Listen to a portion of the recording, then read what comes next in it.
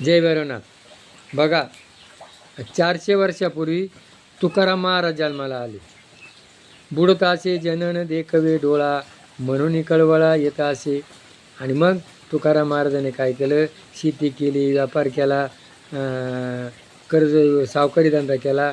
आणि मग लोकांना ज्ञानाचा मार्ग, संस्कृत भाषा आहे, लोकांना समजत नव्हती.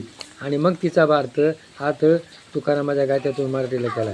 आणि मग संस्कृत मराठीत केल्यानंतर हे जे बुद्धिवादी लोक आहे, बडवे लोक आहे आणि विसोबा खेचर यांनी त्यांना खूप त्रास दिला.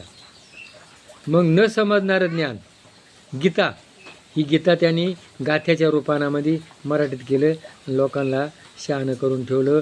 आज एक बाबा तुकारामाच्या गाथ्यावरती अभंग घेतो आणि 30-30 हजाराची कमाई करतो. आणि तुकाराम महाराज के महाराष्ट्रातले एक कवी, संस्कृतले काय म्हटले गेलेत? कवी म्हणले गेलेत. आणि मग आज या आपल्या 2026मध्ये एक तुकाराम जन्माला आला, तुकाराम मुंडे. आणि बघा, त्याला मरणाची भीती नाही. जशी तुकाराम महाराजाला मरणाची भीती नव्हती, त्याला मरणाची भीती नाही.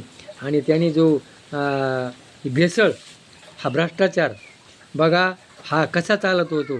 लोकांचं आरोग्य, लोकांना दूध, भेसळयुक्त दूध, त्या दुधाचं पनीर, त्या दुधाची कुल्फी, मुलांचे चॉकलेट, त्याचे आरोग्यावर परिणाम होत होते.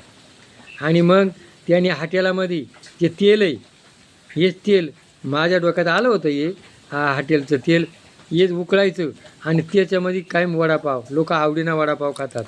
आणि मग जुलाब, उलट्या असे विकार होतात.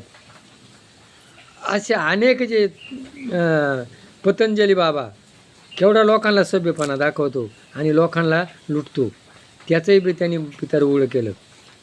आणि अशा प्रत्येक ठिकाणी त्यांनी हे सरकार आहे. आणि मग सरकारला हे जे हप्ते करणारे लोक आहे, भ्रष्टाचार करणारे लोक आहे, यांच्याकडून हप्ते मिळत होते, म्हणून सरकार त्याची बदली करतं. मग आपण मोदी म्हणतो आजचे दिन आहे की, लोकांना जर एवढं वाईट खायला जायचं, हे याला कळत नव्हतं का? शहाला कळत नव्हतं का? मोदीला कळत नव्हतं का? का लोकांचं आरोग्य धोक्यात आहे, लोकांना हे भ्रष्टाचार करून काय चारलं जातं, यांना लक्ष नाही का? पण लक्ष नाही, याच्या पाठीमागं काय आहे? स्वार्थ आहे, पक्ष मोठा करायचा आहे. आणि मग त्या तुकाराम मुंड्याची बदली करायची. तर खरंच हा तुकाराम मुंडे, याला जरी त्यांनी काही केलं, पण आज आपल्या इतिहासामध्ये जसं तुकारामाचं नाव निघालं, तसं तुकाराम मुंड्याचं नाव अमर झालेलं आहे.